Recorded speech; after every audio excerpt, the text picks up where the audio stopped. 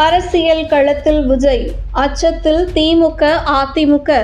James Vasanthan open talk. நடிகர் விஜய் கடந்த பிப்ரவரி 2ஆம் தேதி புதிய அரசியல் கட்சி தொடங்கியுள்ளதாக அறிவித்தார்.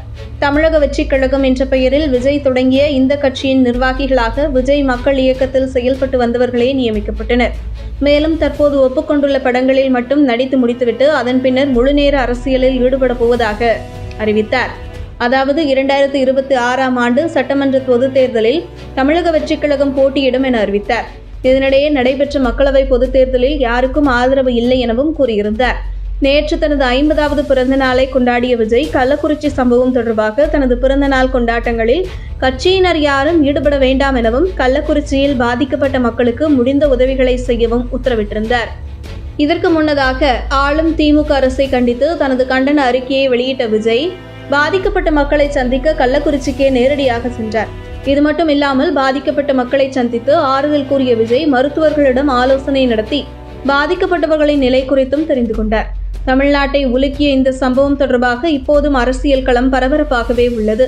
இந்த நிலையில் விஜயின் 50வது பிறந்த நாள் தொடர்பாக பல்வேறு ஊடகத்தினர் பல்வேறு திரைப்பிரபலங்களிடம் பேட்டிகளுக்கு இடையே கேள்வி எழுப்பினர். அதில் இசையமைப்பாளர் ஜேம்ஸ் வசந்தனின் பேட்டி பலரது கவனத்தை ஈர்த்துள்ளது.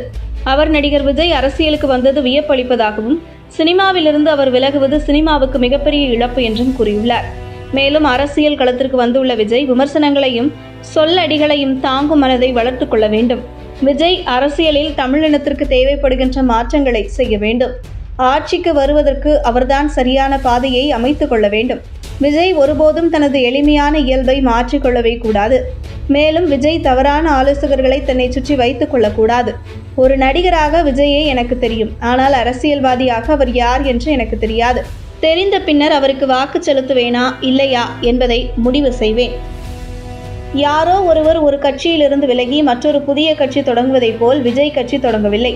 விஜய்க்கு இருக்கக்கூடிய மக்கள் வெளிச்சம் என்பது அவர் கட்சி தொடங்கியது தமிழக அரசியல் களத்தில் பரபரப்பை கிளப்பியது.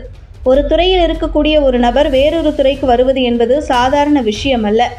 விஜயின் அரசியல் வருகை என்பது ஏற்கனவே களத்தில் உள்ள மிகப்பெரிய கட்சிகளான திமுக, அதிமுக, நாம் தமிழர், பாமக போன்ற கட்சிகளுக்கு சிறு அச்சத்தை ஏற்படுத்தியிருக்கும். இது இயல்புதான். அதற்கு காரணம் விஜயின் மக்கள் செல்வாக்குதான். விஜய் சினிமா துறையில் இருந்து வருகின்றார். அவருக்கு ஜாதி என்பது கிடையாது. பிறப்புக்கும் எல்லா உயிர்க்கும் என அவர் குறிப்பிடுவதும் அதைத்தான். ஆனால் ரசிகர்களுக்குள் ஜாதி இருக்கின்றது. இதனை விஜய் எப்படி கையாள போகின்றார் என்பதை பொறுத்திருந்துதான் பார்க்க வேண்டும் என பொருள்படும்படி பேசியுள்ளார். இந்த வீடியோ இணையத்தில் வேகமாக பரவி வருகிறது.